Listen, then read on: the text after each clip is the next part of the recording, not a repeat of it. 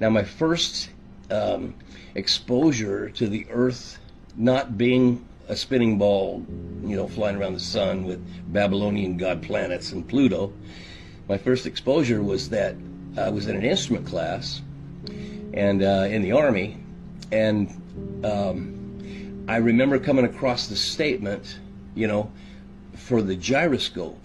Now, the gyroscope is a very important instrument. It's one of your most important for flight. And because it'll give you the artificial horizon, and if that artificial horizon doesn't work, a lot of times, if you're counting on it, how would you know it's not working? And you could have no visibility at all, and it could kill you. So you've got to know when that thing's not working. But when it is working, all is well, because it gives you the horizon from the time you took off till the time you land. Now, in this class, I ran across a statement about the gyroscope, provided a flat, stationary, non-rotating Earth. Now, I remember when I come across that, I said, "Excuse me, where do you get one of those?" And we launched a discussion, in 1978 about the Earth being flat, and we had the same horse laughs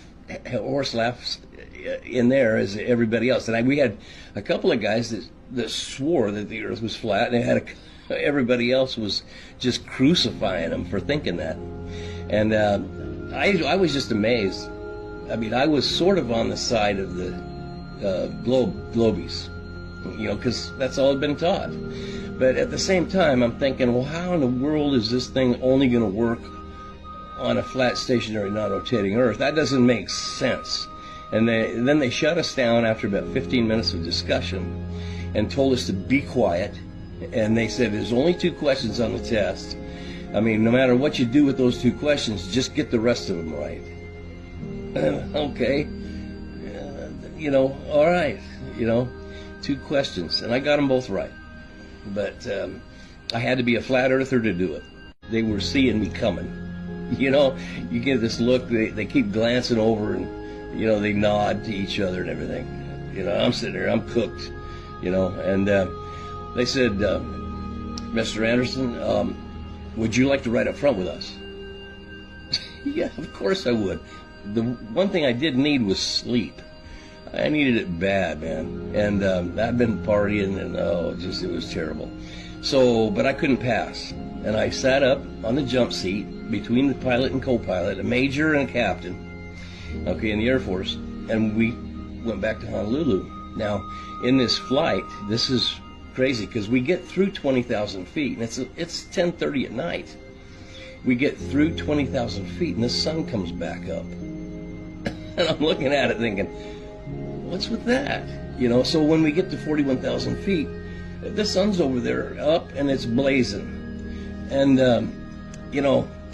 so I had a few questions, all right? And these 2 pilots are looking at me like, here it comes. I says, "Hey, excuse me, this is beautiful, first of all. 41,000 feet, I don't get here very often. Never been back. Okay, but this is great. You can see the curvature of the Earth." And the major, the pilot, he turned to me and says, "Where? Show me." And I won't go into too much detail, but he says, "Look, the sun's not going down." He says, "You saw the sun come back up, right?" I said, "Yeah. What's with that?"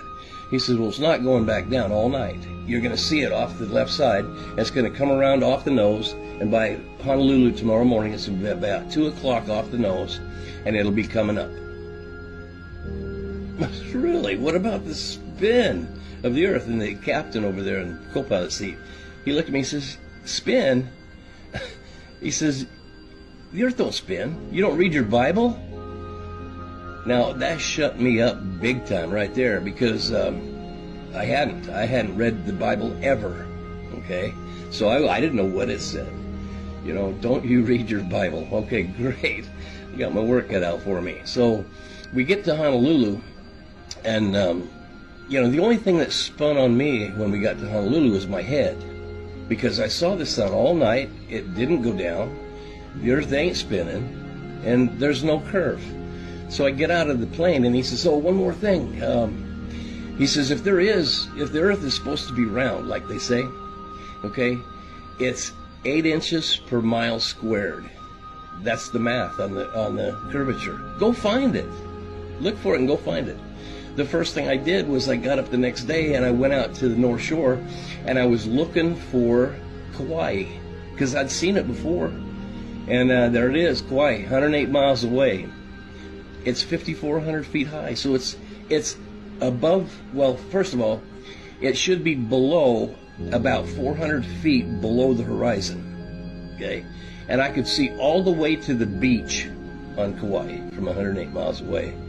And so now here I am. You know, I'm a bona fide flat earther because I can't deny it. I can't deny it. And see, that's the problem with flat earthers. They go out and look, and now they come back, and they're surrounded by globe heads, and they get the horse's ass laughter. They get, "You're a flat earther."